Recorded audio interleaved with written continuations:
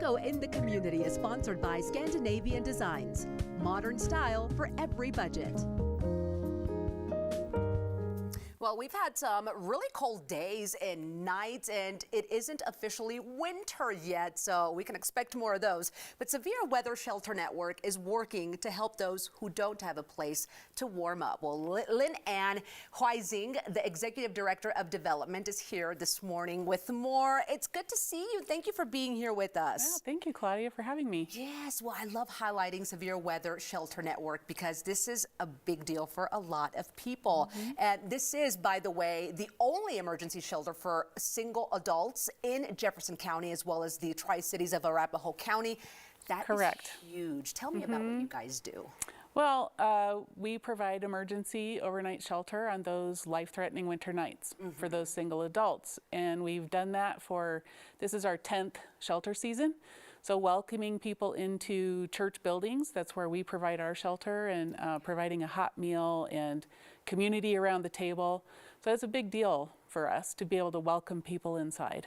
It absolutely is a big deal. And as you were talking, I was pretty much questioning myself, how big is the need on those nights? Oh, we don't meet the full need. There's no way. Right now in Jefferson County and even in Arapahoe County, if you take those two together, there are probably at least 3,000 people that are living on the streets right now in need of shelter. And on any given night, we can take as many as 120. Well, that already is huge. Well, tell us more about the new shelter that just opened. This is exciting. It's going to help even more people. Tell me all about it. Yeah, so we kind of had to reconfigure COVID. You know, we keep throwing COVID under the bus. We'll just keep doing it for a while. Yeah, right. But pre-COVID, we had 3 host locations in each of our 3 regions. And there was just some challenges around that. Yeah. So COVID, I like to think, kind of finished breaking a system for us that was already breaking. Okay. And as we came out, we now have 1 host site in each of our 3 regions. So 3 buildings in each night that were open.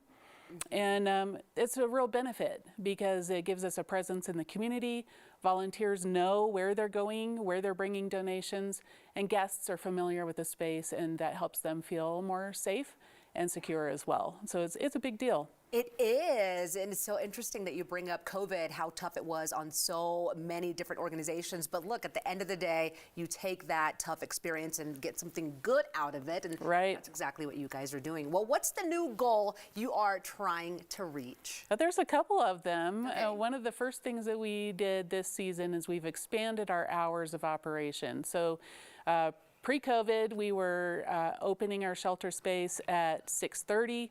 That's when our guys were coming in. They were transported from a warming site, but now we're opening our space at 3 and welcoming people in, and we're inviting our service provider partners to come. So it gives the guest and the provider an opportunity for some face-to-face connection that is sometimes hard to make happen. So that's been a lot of fun too. Really appreciate our partners. Absolutely. Well, Lynn, it's all in the name, shelter, but I do want everybody to know that you do so much more than just provide a warm space for those who need it. Tell me about all the other stuff that you guys do.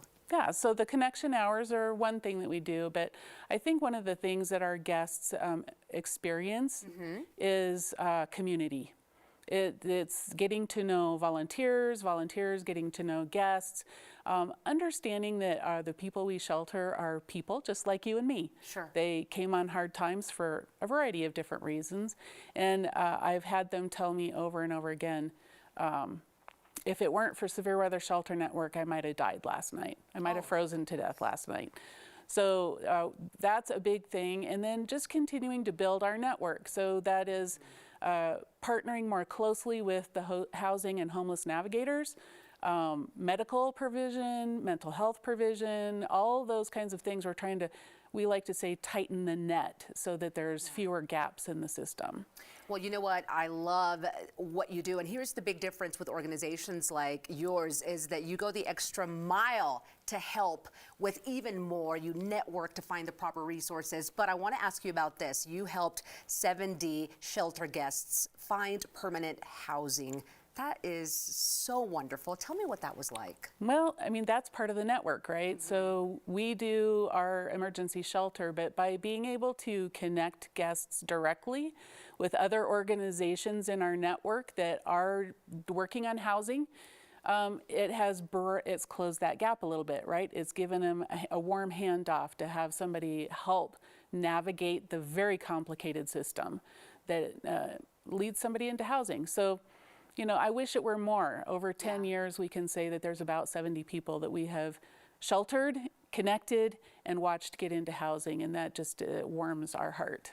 I can totally see that. Well, thank you so much for being with us this morning. Happy holidays to you and the team, and keep thriving. For now, I'm going to tell everybody how you can get involved in this wonderful organization. Well, the Severe Weather Shelter Network is trying to raise $75,000 to cover a group of 65 guests who will need shelter this season. So all you need to do is go to swshelternetwork.com to make a donation or for more information. They're also a part of Colorado Gives Day, which is Tuesday, December the 6th. So let's give, everyone.